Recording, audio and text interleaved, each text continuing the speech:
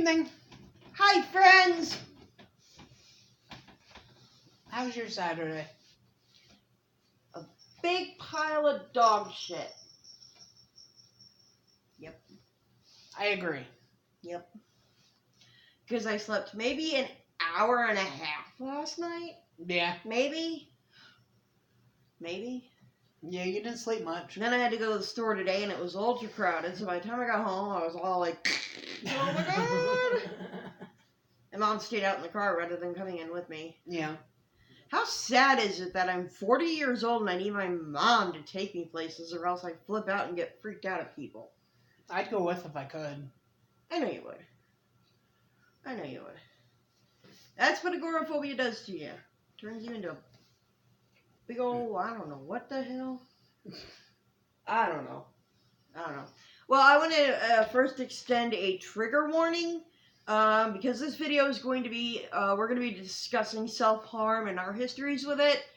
And so, if you are triggered by talk of self-harm, we may get descriptive, I'm not sure, because we haven't really planned it out. We're just going to talk about it.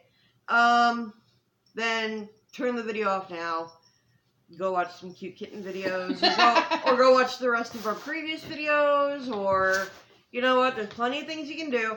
So if you get triggered, fair warning, we are going to talk about self-harm. Yep. What are you looking at me for? I just did a bunch of talking. I was seeing if you wanted to say anything first. Nothing I think of. Alright, let's go over our brief histories then. When did you first start self-harming? My first self-injurious behavior, I guess is what you would call it, would have been... Dr. Pepper. Mountain Dew. Bye! Okay, anyways. The comedic relief is over. I think my first self-injurious behavior was probably in 2012. We got together in 2012. Yeah, it was right before we got together. Oh, good. Well, like a couple of months before, but... Well, no, 2011, I'm sorry. It's 2011. 2011. It was when I was living with my dad and Sarah. Oops, sorry.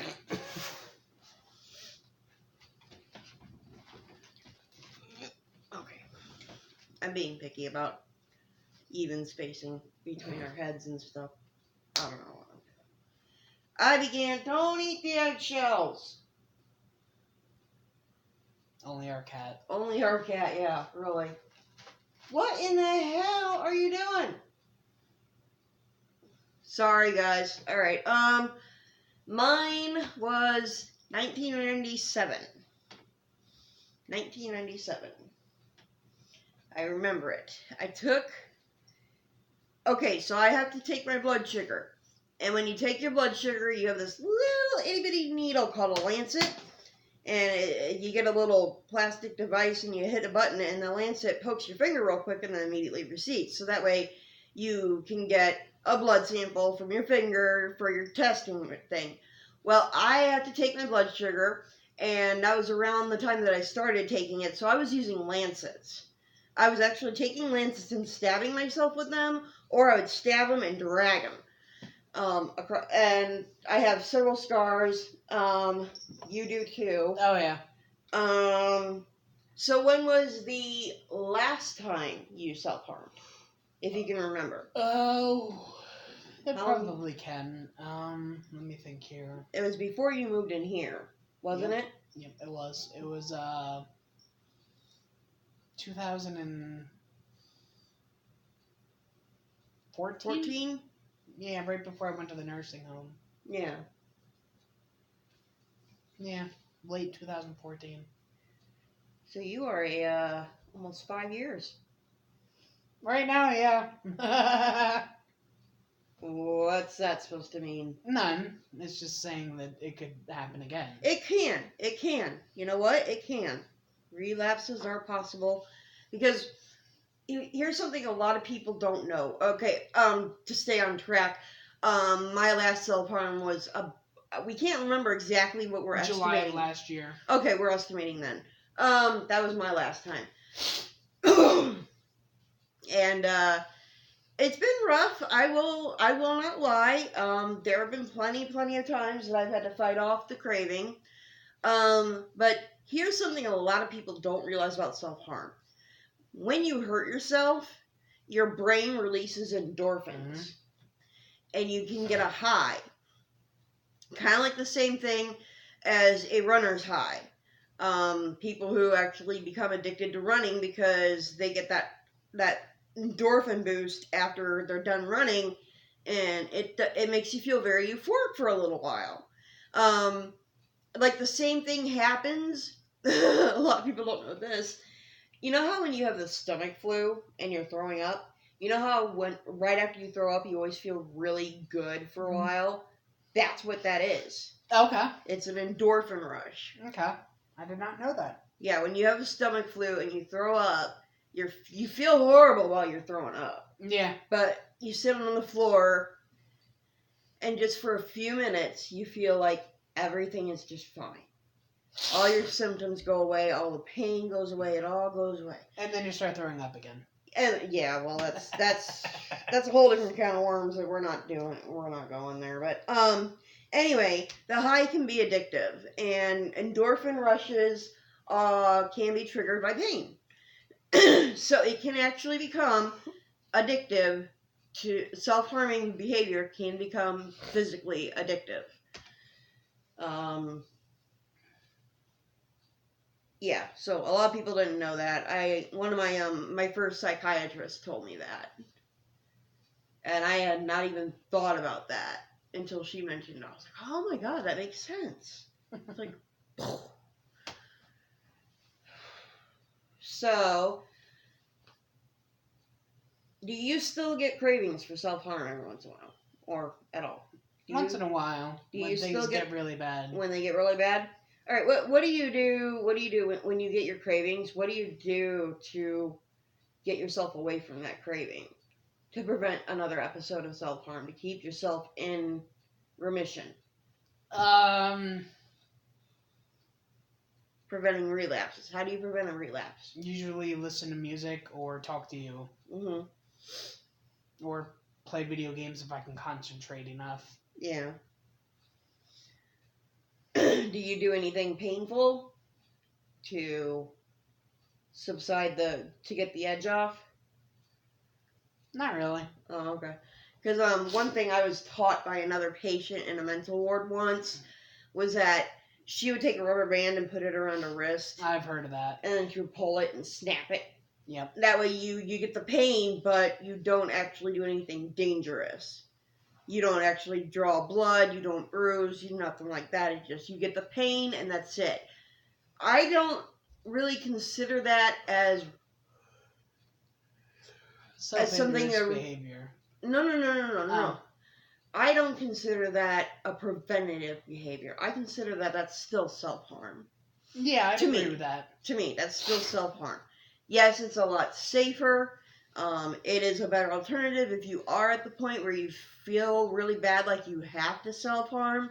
If you're feeling like that, then things like rubber bands, holding ice in your hands is another way to do it. I know, dry throat. Excuse me. Don't you have a soda over there? I thought you just grabbed your third one, like, just a little bit ago. I did. And you drank it already? Yeah. Oh, wow, okay. We bought soda today, but we're trying to ration out all of our beverages for the end of the month. Yeah. We're out of money. And we get paid in... a little less than 2 weeks. Yeah. Because we only get paid once a month. So. Yep. Now, me, when I feel the urge to do it, because, I mean, last July I did it, but before that it had been several years. Yeah, it had. And I know what initially kept me from doing it was my dad's passing. Because my dad and I had a heart-to-heart once about my mental illness and the things I feel and experience and do and think. And he mentioned that when he sees the cuts, because I moved on from the lancets to blades and whatever. I also cut my legs. I had burned myself a few times with lighters, things like that. And I will still get cravings. It really is like relapsing into an addiction. Yeah. Or it's another way that, I got heartburn now. Ugh.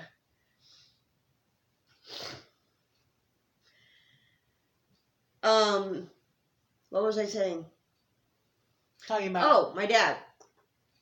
My dad said when he sees those cuts, it scared him. He would get scared and he would feel hurt, and my mom would feel hurt. And I promised my dad when he was in hospice, and we were just he wasn't talking at that point. He was just struggling to breathe and stay alive. They only were giving him pain management. It was a typical hospice. He had, some fibrosis thing in his lungs. Something to do with scar tissue. Anyway, he was passing, and I promised him that I would not self-harm, anymore. Now, I did fail last year. I relapsed last year, as we just discussed. But before then, and even now, I think about that promise that I made to my dad and how he would feel if he knew I had relapsed. And how he would feel if I relapsed again. And I also took that same consideration and I mentally spread it to my mom. Because I know my mom was hurt every time I self-harm. I'm trying not to cry. My mom was hurt every time I self-harm, and it made her nervous and scared. And I do it for him.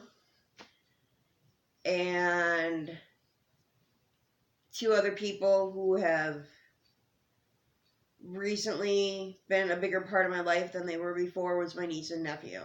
When I lived in Illinois, I would see my niece and nephew maybe 2 or 3 times a year. And now I see them, now that I live closer in Iowa, I see them usually about once a week. And I would hate to have to explain to them why my arm is all bandaged up. Yeah. Or where all those scabs came from, all those cuts. Because the kids, they're not dumb, so I can't blame it on the cat because of the patterns. They can tell the difference between a cut and a cat scratch. So, I don't know, that's just how I cope. I know a lot of people will try to tell you that do it for yourself.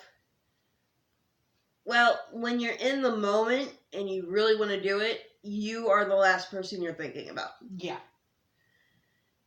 And so when I start feeling that cravings, I think about my mom, my dad, David, my niece, my nephew, even my sister. And how they would feel and how they would react if they'd known that I relapsed. So that's just something to take away from this. If you are in the mood to self-harm, think about the people who love you, and you do have people who love you. I'm sure you do. I can't think of a single person I've ever met that wasn't loved by somebody. So, think about the people you care about, your friends, your family, anybody. Even your pets. Think about your pets, okay? They want you to be safe and healthy and happy. And you're not going to be safe, healthy, and happy if you self-harm. So, that's about it. That's about what I wanted to cover. Do you have anything else you want to say? Nothing I can think of. All right. Nothing at all. Nope. No. Okay, well, I hope we gave you some options on what to do to avoid self-harming again in the future.